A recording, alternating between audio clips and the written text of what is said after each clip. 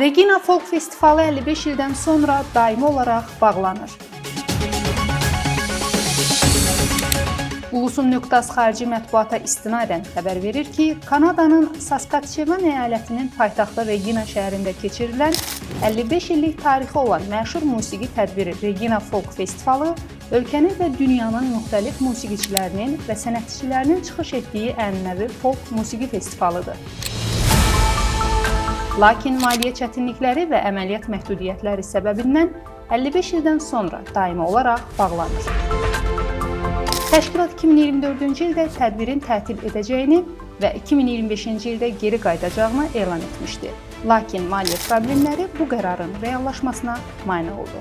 Bu addım musiqi sevərlər üçün böyük bir itki olaraq qiymətləndirilir.